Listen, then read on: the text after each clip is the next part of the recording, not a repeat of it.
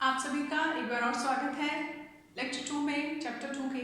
Chapter 2 है हमारा मात्रक और मापनों का। हमने पिछले लेक्चर में पढ़ा था कि हमारे पास कौन कौन से मूल मात्रक होते हैं, मात्रक क्या होता है, व्युत्पन्न मात्रक क्या होते हैं, पूरक राशियाँ कौन सी हैं, पूरक मात्रक कौन से हैं। ठीक है, आज हम पढ़ रहे हैं कि हम लंबाई का मापन कैसे करेंगे। तो आज का हमारा टॉपिक है, मुख्य टॉपिक है हमारा लंबाई का मापन। ठीक है, जनरली आप लंबाई के मापन के लिए क्या इस्तेमाल करते आए हैं? आपका जो छोटा सा स्केल होता है जिसे आप पैमाना कहते हैं, ठीक है, उस पर क्या बना होता है, उस पर कौन सा पैमाना बना होता है जिसकी वजह से आप उसको पैमाना बोलते हैं। तो उस पर होते हैं, देखिए उसमें होता है इंचेस। अभी भी आप लेकर के बैठ सकते हैं अपना स्केल, उसके ऊपर कुछ इंचेस बने होते हैं। इंचेस के अलावा उस पर होते हैं कुछ सेंटीमीटर्स। ठीक है, ये सेंटीमीटर का माप होता है। और इसके भी फर्दर अंदर होते हैं मिलीमीटर। ठीक है, तो आप अपने मीटर स्केल से कहाँ तक की दूरी नाप सकते हैं? आप नाप सकते हैं मिलीमीटर। मिलीमीटर मतलब 10⁻³ मीटर तक की छोटी दूरियां आप अपने पैमाने से ही नाप सकते हैं। और बड़ी कितनी नाप सकते हैं? तो हम कहते हैं 10⁻², यानी 100 मीटर तक की लंबाई तो हम किससे नाप सकते हैं? 100 मीटर का मतलब ये नहीं कि सिर्फ 100 मतलब 100 का जितना भी आपका मल्टीपल हो जाता है, 200, 300, 400 इतना। और उसके बाद अगर आप जैसे आप 10⁻2 से 3 पे जाएंगे तो क्या बन जाएगा? किलोमीटर। वहाँ पर किलोमीटर से नाप लेंगे, ठीक है ना। लेकिन अगर हमारा मीटर का स्केल हो तो उसको छोटी से छोटी लंबाई 10⁻³ नाप सकते हैं, और बड़ी जो है वो लंबाई सैकड़ों के ऑर्डर में नाप सकते हैं, 10⁻2 मीटर तक नाप सकते हैं। अगर हमें 10⁻⁻4 मीटर नापना हो तो भी हमारे पास एक यंत्र है जिसको हम बोलते हैं वर्नियर कैलिपर्स।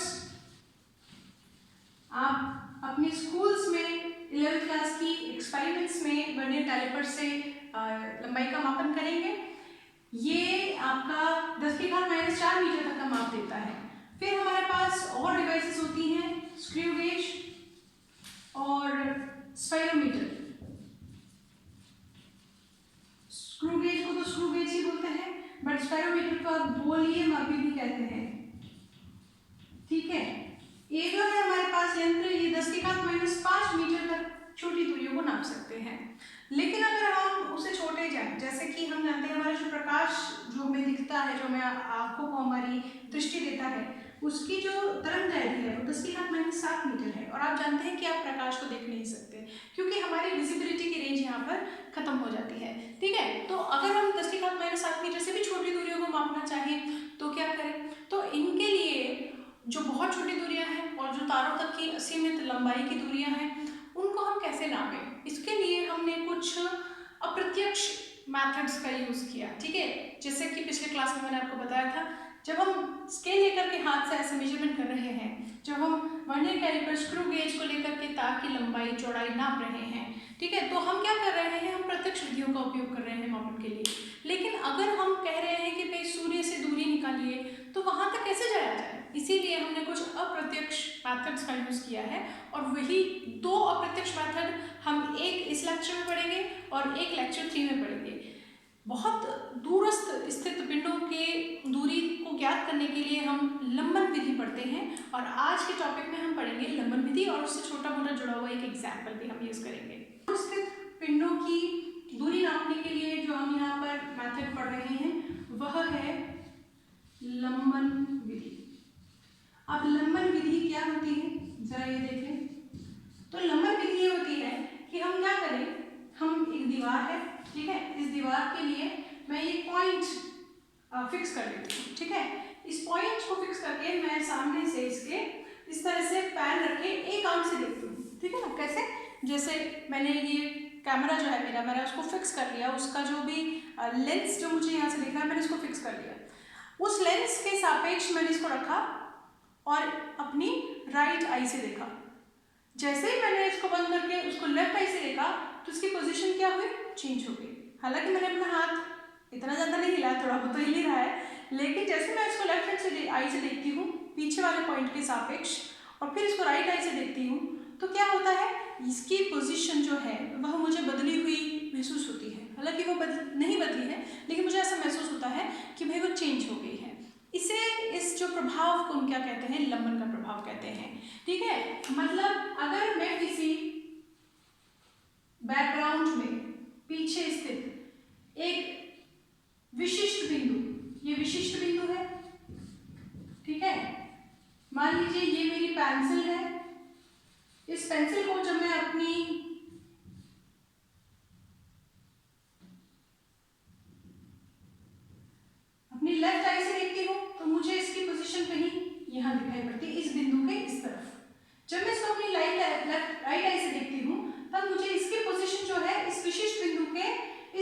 बाईं तरफ विस्थापित दिखाई पड़ती है।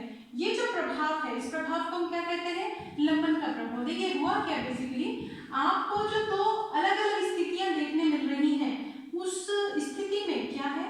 एक कोण है। इस कोण को हम क्या कहते हैं? लंबन का कोण कहते हैं। ठीक है, क्यों आ रहा है ये प्रभाव? ये प्रभाव इसलिए आ रहा है, जैसे ही आपने अपने प्रेक्षण बिंदु बदला, पहले प्रेक्षण बिंदु लेफ्ट आई पे था तो आपको कुछ और स्थिति दिख रही थी, फिर आपने प्रेक्षण बिंदु राइट आई को बना दिया तो कुछ और स्थिति दिख रही है, और इन दो स्थितियों को आप एक कोण पर स्थित पा रहे हैं एक दूसरे से, तो इस कोण को हम क्या कहते हैं? लंबन का कोण कहते हैं।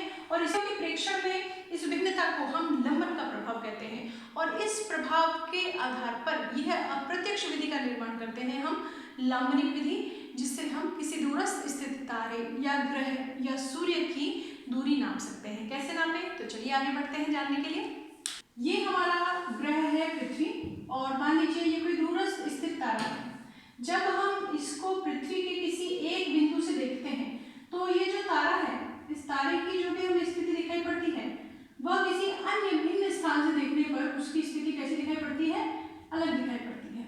अगर हम कहें कि भाई क्या हम इसका उपयोग कर सकते हैं, तो देखिए ये कोण बन रहा है, समतल कोण, और अगर हमें ये दूरी पता हो, यानी चाप वाली दूरी पता हो, तो क्या हम सूत्र से थीटा के मान को ज्ञात करने पर क्या हम त्रिज्या की थीटा का मान ज्ञात होने पर क्या हम इस त्रिज्या रूपी दूरी को, यहाँ पर त्रिज्या क्या है? दूरी, कहाँ से? पृथ्वी के इस प्रेक्षण बिंदु से लेकर उस तारे की, क्या हम ज्ञात कर सकते हैं? बिल्कुल कर सकते हैं। और इसके लिए हम जो विधि का उपयोग कर रहे हैं वो है लांबनिक विधि। मान लीजिए ये पृथ्वी पर स्थित व्यासतः विकृत, यानी कि पृथ्वी के डायमीटर जो है, जो व्यास है, उसके दो ऑपोजिट एंड्स पे हमने अपना लेबोरेटरी बनाया है, और इन दो लेबोरेटरी से हम क्या करते हैं? किसी दूर स्थित तारे की स्थिति को प्रेक्षित करते हैं। और ये जो प्रेक्षण होगा, उस प्रेक्षण को हम कैसा रखेंगे? किसी विशिष्ट बिंदु के सापेक्ष, किसी अन्य विशिष्ट बिंदु के सापेक्ष हम इसको नापेंगे। ठीक है, तो मान लीजिए यहाँ पर पहले तो हम क्या करते हैं? यहाँ से बिल्कुल सीधा एक अपना जो भी टेलीस्कोप है, उस टेलीस्कोप को हम बिल्कुल कैसे देखते हैं? स्ट्रेट, और फिर उस तारे की दिशा में उसको मोड़ देते हैं। ठीक है, मान लीजिए ये जो कोण हमें मिलता है वो कितना मिलता है? थीटा1। यहाँ से भी हम सेम प्रोसीजर अपनाते हैं, पहले हम एकदम अपने स्ट्रेट दिशा में 90 डिग्री में देखते हैं, और फिर उस तारे की ओर हम अपना डायरेक्शन घुमा देते हैं। मान लीजिए यहाँ पे कोण हमें कितना मिलता है? थीटा2। तो ज्योमेट्री से हम जानते हैं कि अगर बीचों बीच अपना एक लाइन बना दें हम, तो ये जो कोण है, ये तीन समांतर रेखाएं दिख रही है आपको। इन तीन समांतर रेखाओं में ये जो है एकांतर कोण है, ये थीटा2 बनता है, ये जो है एकांतर कोण है, ये थीटा1 बनता है, और यहाँ पर जो ये कोण है हम नाप सकते हैं थीटा बराबर कितना हो गया? थीटा1 प्लस थीटा2। इस तरह से हम अपने कोण का निर्धारण कर लेते हैं। जो दो प्रेक्षण बिंदु है उनके बीच की जो दूरी है उसे हम क्या कहते हैं? आधारक या फिर बेसिस। इंग्लिश में हम इसको बेसिस भी बोलते हैं, इसको स्मॉल बी से हम दर्शाते हैं। ठीक है, यहाँ पे जो इस तारे से लेकर के आप इस प्रेक्षण बिंदु की दूरी कह लें, या इस तारे से लेकर इस प्रेक्षण बिंदु की दूरी कह लें, दोनों बराबर आएंगी। इसे हम कैपिटल डी से प्रदर्शित करते हैं। चूंकि हम जानते हैं कि जो कोण है, पिछले लेक्चर में भी पढ़ा था, कोण को परिभाषित किया गया है चाप बटा त्रिज्या में। यहाँ पर एक आपको वृत्ताकार खंड के रूप में दिखाई पड़ रहा है, क्योंकि देखिए ध्यान दीजिए, हम वृत्त तो ऐसा होता है, उसका खंड में आप बोलते हैं भाई चाप तो मैडम कैसा होगा? वक्रीय होगा। लेकिन अगर बहुत ही बड़ा वृत्त हो, तारे की अगर आप त्रिज्या मान करके इस तरह से एक वृत्त बनाए, तो हमें ये छोटी सी जो दूरी है ना, उसमें वक्र प्रेक्षण नहीं होगा। बहुत छोटी दूरी होने के कारण हमें कैसी लगेगी? एकदम एक लाइन की तरह दिखाई पड़ेगी। तो ये जो आधारक है, उस आधारक को हम क्या मान सकते हैं? यहाँ पर चाप, इस दूरी को मान सकते हैं त्रिज्या, और इस कोण को जो थीटा1 प्लस थीटा2 हमने परिभाषित किया है, उसे कोण को हमें पता है, वो हम लिख सकते हैं चाप माने आधारक दूरी, और त्रिज्या माने जो दूरी हम ले रहे हैं वह, अर्थात b बटा कैपिटल D किसके बराबर हो जाएगा? थीटा के बराबर। ठीक है, और यहाँ से आप दूरी निकाल सकते हैं, कह सकते हैं थीटा, कह सकते हैं उसको b बटे थीटा। यहाँ पर थीटा जो है वह आप जानते हैं समतल कोण है, इसे आप रेडियन में माप सकते हैं। अब रेडियन में मापने के लिए हमें क्या होगा, डिग्री और रेडियन में रिलेशनशिप पता होना चाहिए। तो याद होगा 360 डिग्री आप कितना लिखते हैं, 2 पाई। तो ये जो 2 पाई है ये रेडियन में मान है, ठीक है, और 360 डिग्री में मान है। 1 डिग्री का आप वैल्यू निकालेंगे तो कितना आएगा, 2 पाई बटे 360 रेडियन, जो कि एक्चुअली कितना आता है 1.754 इंटू 10⁻⁻² रेडियन। ठीक है, ये रिलेशनशिप हम आगे यूज करेंगे जब भी हमें डिग्री में मान पता होगा थीटा का। तो इस लामनिक विधि से दूरी निकालने के लिए हम डिग्री की जगह रेडियन का यूज करेंगे और तब हम डिग्री को इस मान के उपयोग से रेडियन में परिवर्तित कर लेंगे। तो ये थी हमारी लामनिक विधि। इसमें आप फिर से देख लीजिए, जो दो प्रेक्षण बिंदु है उनके बीच की दूरी को हम आधारक कहते हैं। जो आधारक से एक कोण आपतित होता है हमारे तारे पर या ग्रह पर, उसको हम कहते हैं लांगनिक कोण।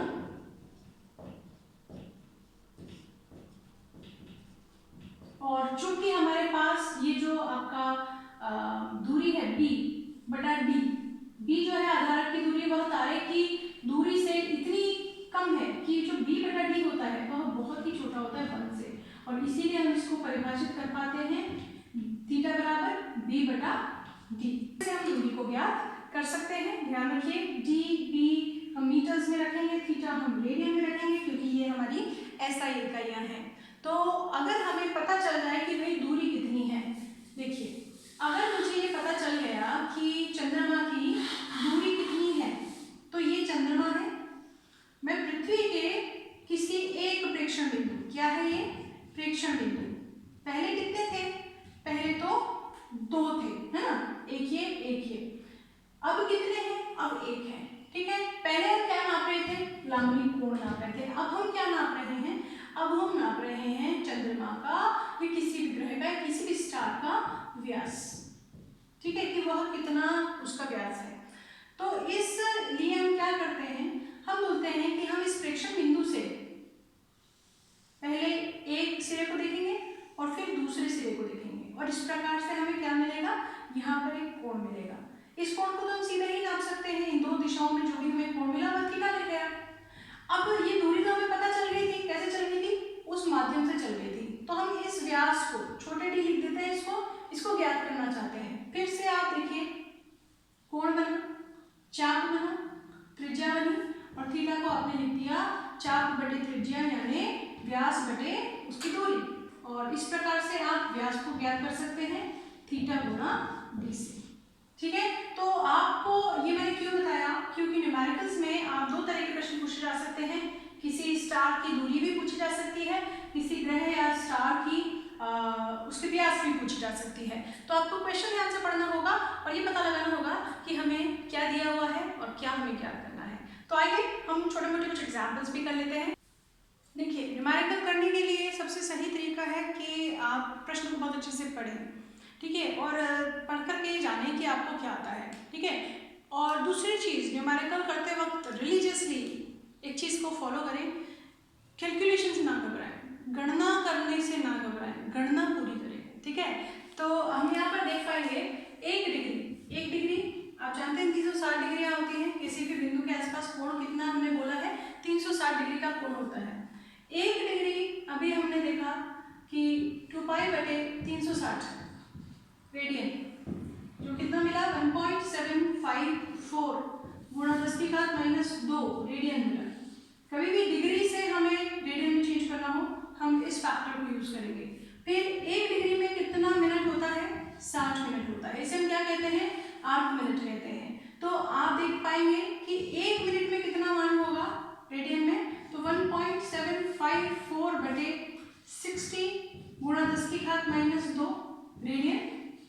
इसी प्रकार से 1 मिनट में 60 आर्क सेकंड होते हैं, तो 1 सेकंड जो होगा वह कितना होगा, 1.754 बटे 60 × 60। देखिए इतने मान आपको मिलेंगे। और मैं आपको बोलती हूँ कि ये जो कन्वर्जन फैक्टर्स हैं, जब भी आप डिग्री को कन्वर्ट करें रेडियन में, तो इस फैक्टर को याद रखें, ठीक है। जब भी आप मिनट को चेंज करें, जब भी आप सेकंड को चेंज करें, तो उनके कन्वर्जन फैक्टर्स को याद रखिए। जब इस मान को हम डिवाइड करते हैं तो हमें जो वैल्यू मिलती है मुझे याद है, इसलिए मैं सीधे लिख रही हूँ, आप कैलकुलेट कीजिए फिर लिखिए। ये मिलती है 2.908 गुना 10 की घात -4 रेडियन, और ये मिलती है 4.894 इंटू 10 की पावर -6 रेडियन। ठीक है, यहाँ पर अगर हम इसको राउंड ऑफ करके लिखें तो 2.91 इंटू 10 की घात -4 रेडियन लिख सकते हैं, और यहाँ पर अगर हम लिखें तो 49 नहीं होता, 9 तो नहीं होता, 49 होता है, और इसको हम राउंड ऑफ करें तो इसको लिख सकते हैं 4.85 into 10 to the power -6 radian. तो ये जो कन्वर्जन फैक्टर्स हैं किस किस के, डिग्री और रेडियन के, मिनट और रेडियन के, और सेकंड और रेडियन के, इनको आपको कंठस्थ कर लेना चाहिए, याद कर लेना चाहिए, ताकि आप इसको न्यूमेरिकल्स में सीधा उपयोग कर सकें। अब आइए देखते हैं हम एक अन्य एग्जाम्पल। देखिए इसको सॉल्व करते हैं।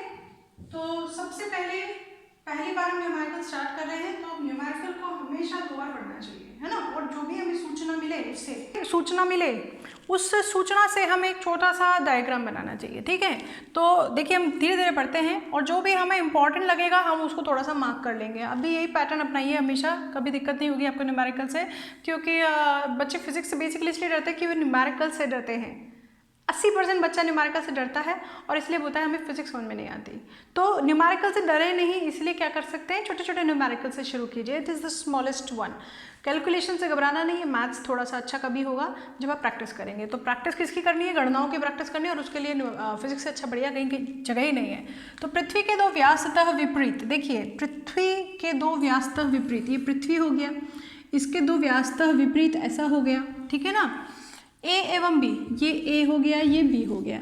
चंद्रमा का प्रेक्षण किया गया, यहाँ से क्या किया गया, चंद्रमा का प्रेक्षण किया गया। मान लीजिए चंद्रमा है तो यहाँ से भी चंद्रमा का प्रेक्षण किया गया, यहाँ से भी चंद्रमा का प्रेक्षण किया गया। प्रेक्षण की 2 दिशाओं के बीच चंद्रमा पर प्रेक्षण की जो दो दिशाएं हैं, ये ए, अगर मैं एम फॉर मून लिख दूँ तो ए एम, और बी एम की जो 2 दिशाएं हैं, उन 2 दिशाओं के बीच, प्रेक्षण की 2 दिशाओं के बीच अंतरित कोण थीटा, कितना बोल दिया यहाँ पे, थीटा। 2 दिशाएं जो है प्रेक्षण की, उनके बीच में कोण कितना है, थीटा है, और उसका मान दे रखा है यहाँ पे 1 डिग्री 54 मिनट। पृथ्वी का व्यास लगभग 1.276 गुणा 10 की घात 7 मीटर है, तो 1.276 इंटू 10 की घात +7 मीटर हमारी ये ए बी दूरी दी गई है। प्रश्न कहता है पृथ्वी से चंद्रमा की दूरी ज्ञात कर लें, तो ये डी आपको निकालनी है। इसका सोल्यूशन कर लेते हैं। तो सॉल्यूशन हम जब स्टार्ट करेंगे तो हमेशा क्या लिखेंगे, क्या हमें प्रश्न ने दिया है। तो प्रश्न ने जो दिया है वह हम अपने प्रश्न को 1 या 2 बार या 3 बार ज़रूरत पड़ने के अनुसार पढ़ेंगे। 2 व्यासतः विपरीत बिंदु ए और बी, है ना, ए और बी की दूरी हमें दी गई है, तो हमें व्यास दिया गया है पृथ्वी का, ठीक है, जो कि किसके तरह पे यूज़ करेंगे हम, आधारक की तरह, और इसका मान कितना है 1.276 गुणा 10 की घात +7 मीटर। फिर हमें दिया गया है लांबनिक कोण, जो कितना है, पृथ्वी से चंद्रमा पर अंतरित कोण, इसका मान दिया गया है 1 डिग्री 54 मिनट। चूँकि हमें इसको रेडियन में चेंज करना है, इसीलिए 1 डिग्री में कितने होते हैं, 60 मिनट, और साथ में एक्स्ट्रा कितने हैं, 54, तो जुड़ करके कितने हो गए, 114 मिनट। और अगर हम इसको रेडियन में नापें तो 114 के कन्वर्जन फैक्टर मिनट से मल्टीप्लाई कर दें, 2.91 गुणा 10 की घात -4। अभी जस्ट पहले हमने जो एग्जाम्पल देखा था वो यहाँ पर हम यूज़ कर रहे हैं। ये सॉल्व करने पर हमें मिलता है 3.32 इंटू 10 की पावर -2 रेडियन, ठीक है। अब इस 2 चीज़ें हमें मिल गई हैं। फिर हम लिखते हैं हमेशा, इसके बाद जो हमें दिया गया है उसको सॉर्ट आउट करने के बाद हम लिखते हैं हम जानते हैं, तो हम जानते बहुत कुछ हैं, और हमेशा हमें विश्वास रखना चाहिए कि हम सब जानते हैं, ठीक है ना। विश्वास पे दुनिया कायम है, विश्वास पे खेती होती है, विश्वास के झीने आंचल में हर रात सुहानी होती है। तो इसीलिए अंधकार में डरना नहीं है, विश्वास रखना है अपने ज्ञान के प्रकाश पर। 3.32 into 10 to the power -2 radian है आपके पास लांबनिक कोण, और आधारक का मान भी दिया हुआ है। तो आप जानते हैं लांबनिक कोण जो है थीटा, वह आधारक बटा दूरी होता है, और यहाँ पर दूरी आपको ज्ञात करनी है, तो आधारक बटा लांबनिक कोण आपकी वैल्यू हो जाएगी। आपको जो आधारक का मान दिया गया है 1.276 into 10 to the power 7 metre दिया गया है। लांबनिक कोण जो आपने निकाल लिया है वो है 3.32 इंटू 10 की पावर -2। हमेशा ध्यान रखिए बच्चों, 10 की पावर से डरना नहीं है, ये मिक्स करने के लिए नहीं होती। ऐसा नहीं -2 को खोल दें और यहाँ पे 0 के आगे पॉइंट लगा के रख दें, ऐसा नहीं करना है। 10 की पावर -2 को अलग रखना है। तो 1.276/3.32 को हम मैथमेटिकली सॉल्व करेंगे और 10 की घात 7 और -2 पे ऊपर जाएगा, जब आप 10 की पावर -2 ऊपर ले जाइए +2 बन जाएगा, ठीक है। और यहाँ पर इसको सॉल्व करने से हमारा जो फैक्टर वो आएगा 0.384 इंटू 10⁹9 मीटर, कितना हो जाएगा 3.84 इंटू 10⁸ मीटर। हमेशा मैं पॉइंट को राइट साइड में सरका रही हूँ, एक पॉइंट से सरका रही हूँ, तो पावर क्या करूँगी, माइनस कर दूंगी उतने ही मान से जितना मैंने इसको राइट साइड में सरकाया। 1 से सरकाया तो 1 से कम कर दिया। अगर मैं इस पॉइंट को लेफ्ट में सरकाती तो मैं 10 की पावर्स को जितने स्थान से सरकाती पॉइंट को उतना ही बढ़ा देती, ठीक है। तो ये था हमारा कुछ एग्जाम्पल्स। आप करके देखिए, अपने हाथ से करेंगे ज़्यादा अच्छे समझ में आएगा, ठीक है। कोई प्रॉब्लम हो तो ज़रूर कमेंट बॉक्स में मुझे बताइए, कोई क्वेश्चन हो जिसे हम कर सकते हो तो हम ज़रूर उस पर ध्यान देंगे। नमस्कार।